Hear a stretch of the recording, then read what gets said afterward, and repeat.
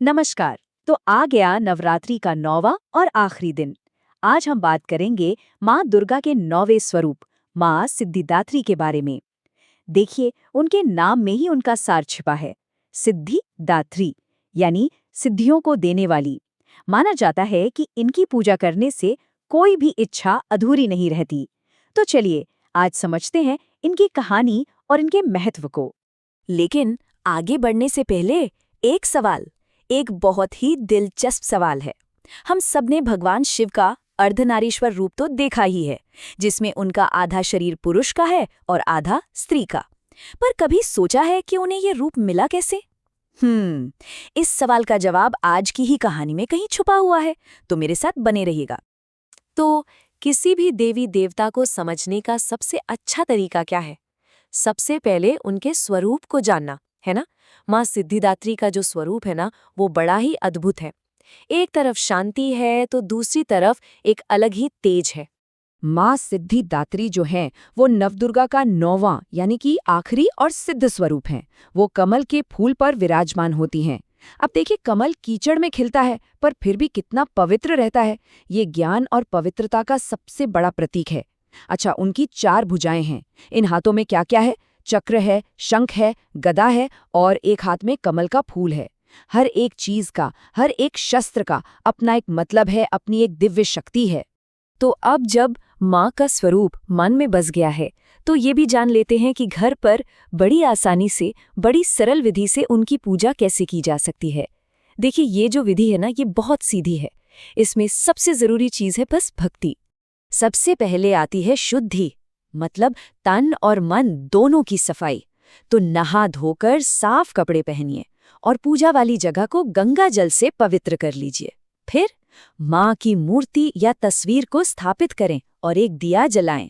ये दीपक, पता है, हमारे अंदर के अंधेरे को मिटाने का प्रतीक है। इसके बाद पूरी श्रद्धा से उन्हें फूल, अक्षत यानी बिना टूटे चावल और कुमकुम चढ़ाइए। भोग के लिए आप फल, मिठाई या खीर, कुछ भी सात्विक चीज चढ़ा सकते हैं। फिर आता है मंत्र जाप का समय और सबसे आखिर में पूरे प्रेम और श्रद्धा के साथ आरती करके पूजा को पूरा किया जाता है। तो सवाल ये उठता है कि आखिर इस पूजा में ऐसा क्या खास है? देखिए, माना ये जाता है कि इस दिन अगर पूरी श्रद्धा से पूजा की जाए ना, तो भक्त को हर तरह की सिद्धियां मिलती हैं। अब सिद्धियां मतलब एक तरह की आध्यात्मिक और अलौकिक शक्तियां। और सिर्फ इतना ही नहीं, आखिर में मोक्ष का रास्ता भी खुलता है। मोक्ष मतलब ये जो जन्म और मृत्यु का चक्कर है ना, इससे आज़ादी। अगर सीधे सीधे कहें तो ये पूजा हमारी स्पिरिचुअल जर्नी को एक नया मोड़ देती है। चलिए, अब आते हैं उस अद्भुत कहानी पर। ये कहानी सिर्फ माँ सिद्धिदात्री का महत्व ही नहीं समझाएगी, बल्कि याद है मैंने शुरू में एक सवाल पूछा था, उसका जवाब भी इसी कहानी में मिलने वाला है। जरा सोचिए, एक ऐसा वक्त जब कुछ भी नहीं था, ना ये दुनिया, ना आसमान में तारे, कुछ नहीं। पूरा ब्रह्मांड एक शून्य था। पुराणों के हिसाब से उस शून्य में सिर्फ भगवान शिव थे। और तब उन्होंने सृष्टि की जो मूल ऊर्जा है, जिसे आदि शक्ति कहते हैं, उन्हें खुश करने के लिए एक बहुत ही कठिन तपस्या शुरू की। भगवान शिव की इस कठोर तपस्या को देखकर आदि शक्ति प्रसन्न हुई और वो माँ सिद्धिदात्री के रूप में प्रकट हुई। और उन्होंने भगवान शिव को क्या दिया? उन्होंने दी अष्ट सिद्धियां। ये 8 ऐसी कमाल की दिव्य शक्तियां हैं, जैसे अपना आकार एकदम छोटा या बहुत बड़ा कर लेना, या फिर गायब हो जाना, या पलक झपकते ही मन की स्पीड से कहीं भी पहुंच जाना। और यहीं पर मिलता है हमारे पहले सवाल का जवाब। माँ सिद्धिदात्री की कृपा से ही भगवान शिव का आधा शरीर देवी के रूप में बदल गया और तभी से वो अर्धनारीश्वर कहलाए। ये सिर्फ एक रूप नहीं है, ये शिव और शक्ति के मिलन का प्रतीक है। मतलब वो बैलेंस जिस पर ये पूरा यूनिवर्स, ये पूरा ब्रह्मांड टिका हुआ है। तो इस कहानी से एक बात तो बिल्कुल साफ हो जाती है कि माँ की शक्ति कितनी बड़ी है, कितनी विशाल है। तो अब सवाल ये है कि जो भक्त उनकी पूजा करते हैं, उन्हें क्या मिलता है? चलिए इसी पर एक नजर डालते हैं। देखिए, माँ की पूजा से सिर्फ दुनियावी इच्छाएं ही पूरी नहीं होती, बल्कि हमें अंदर से एक हिम्मत मिलती है। मतलब ज्ञान और सेल्फ कॉन्फिडेंस मिलता है। उनकी कृपा से ना जिंदगी के हर डर का, हर मुश्किल का सामना करने की ताकत मिलती है और ये हमें हमारी स्पिरिचुअल जर्नी पर और तेजी से आगे ले जाती है।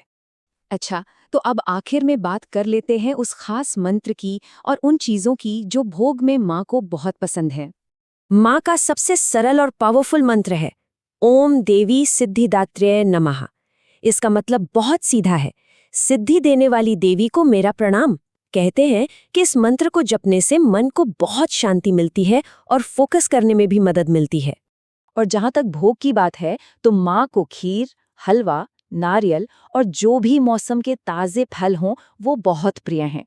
ये सब बहुत ही साधारण चीज़ें हैं, लेकिन जब इन्हें सच्चे मन से, सच्चे प्रेम से चढ़ाया जाता है तो माँ बहुत खुश होती हैं और अपना पूरा आशीर्वाद देती हैं। तो आज हमने माँ सिद्धिदात्री की कहानी, उनके स्वरूप और उनकी पूजा के महत्व को काफी अच्छे से समझा। पर ये सब जानने के बाद एक सवाल मन में आता है कि आज के जमाने में सिद्धि पाने का असली मतलब क्या है?